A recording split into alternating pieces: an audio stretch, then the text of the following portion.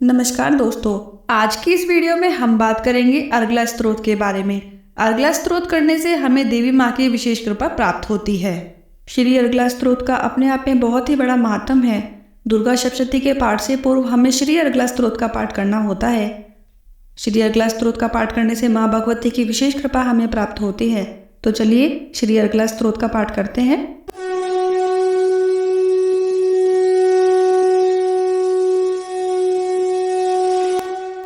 श्री मार्कंडेय जी बोले, जयंती मंगला काली भद्रकाली कपालिनी दुर्गा क्षमा शिवा धात्री स्वाहा सुधा आदि देवियों को मेरा नमस्कार हो।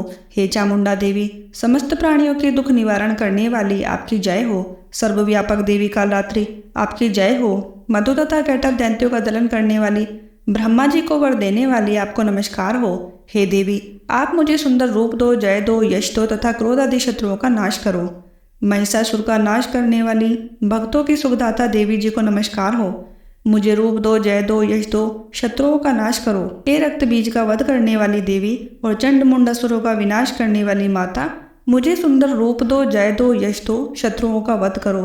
हे पापनाशक चंडिके, जो सर्वदा भक्तिपूर्वक आपके चरणों में मस्तक झुकाते हैं, उन्हें रूप दो, जय दो, यश दो, शत्रुओं का नाश करो। सभी व्याधियों का नाश करने वाली चंडिके, जो आपकी भक्ति पूर्वक स्तुति करते हैं, उन्हें रूप दो, जय दो, यश दो, शत्रुओं का नाश करो। हे देवी जी, आप मुझे सौभाग्य, आरोग्य और परम सुख दो। रूप दो, जय दो, यश दो, शत्रुओं का विध्वंस करो। मेरा कल्याण कीजिए और उत्तम धन संपत्ति दीजिए। रूप दो, जय दो, यश दो, शत्रुओं का नाश करो। हे माता, आपके चरणों पर देवता और दैत्य दोनों ही अपने मुकुट की मणियां घिसते रहते हैं। हे मातेश्वरी, अपने भक्त को विद्यावान, यशवान, लक्ष्मीवान करो। बड़े बड़े अभिमानी दैत्यों के अभिमान को चूर्ण करने वाली चंडिके, मैं आपको प्रणाम करता हूँ। हे चार भुजाओं वाली माता, चतुर्मुख ब्रह्मा जी आपकी स्तुति करते हैं। हे परमेश्वरी, रूप दो, जय दो, यश दो, बैरियों का विध्वंस करो। श्री पार्वती के पति महादेव जी से स्तुति। हे परमेश्वरी, रूप दो, जय दो, यश दो, शत्रुओं का नाश करो। हे देवी, आप तो कठोर भुजदंड रखने वाले दैत्यों का घमंड विनाश कर देती हो। हे अंबिके, आप अपने भक्तों के लिए अपार आनंद की वृद्धि करती हो। मुझे रूप दो, जय दो, यश दो, शत्रुओं का नाश करो। हे मातेश्वरी जी, आप मुझे वह पत्नी प्रदान करें जो मेरी इच्छाओं के अनुकूल हो और इस भयानक संसार रूपी समुद्र से मुझे तारने वाली हो। उत्तम कुल में उत्पन्न हो। जो पुरुष इस स्तोत्र का पाठ करके महास्त्रोत कीलक का पाठ करता है, वह सप्तशती के पाठ जब से मिलने वाले वर एवं श्रेष्ठ संपदा फल को प्राप्त कर लेता है। बोलिए माँ भगवती की जय। श्री कीलक स्तोत्र। ओम, मैं उन भगवान सदाशिव को नमस्कार करता हूँ जिनके 3 दिव्य नेत्र हैं, जिनका शरीर विशुद्ध ज्ञान स्वरूप है, जो मोक्ष प्राप्ति के कारण है। अर्ध चंद्रमा जिनके मस्तक पर शोभायमान है। श्री मार्कंडेय ऋषि बोले, मंत्रों के शाप एवं उत्कीर्ण आदि को समझकर पाठ करने वाला पुरुष मोक्ष पा लेता है, अतः इसका ज्ञान होना आवश्यक है। सब उच्चाटन आदि वस्तुएं इसी स्तोत्र द्वारा पाठ करके सिद्ध होती हैं, और जो इस स्तोत्र का पाठ करके सप्तशती के पाठ मात्र से स्तुति करते हैं, उन्हें देवी जी सिद्ध हो जाती हैं। उच्चाटन आदि प्रयोगों से उन पुरुषों को मंत्र, औषधि आदि किसी अन्य साधन की आवश्यकता नहीं पड़ती। बिना जप के भी सभी उच्चाटन आदि सिद्ध हो जाते हैं।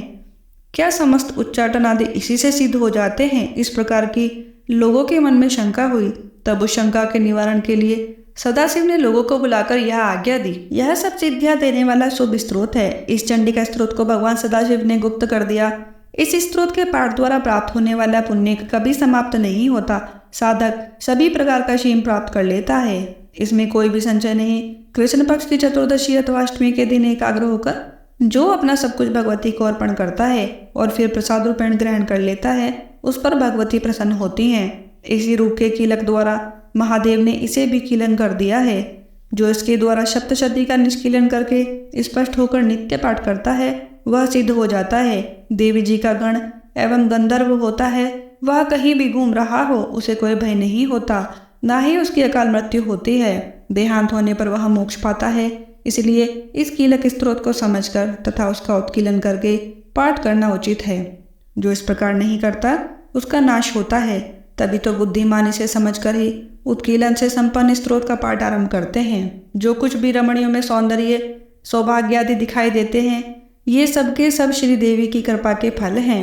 इसी कारण इस शुभ स्तोत्र का जप सदा करते रहना चाहिए। इस स्तोत्र के मंद स्वर में पाठ करने से थोड़ा फल मिलता है, तो उच्च स्वर में अधिक फल मिलता है।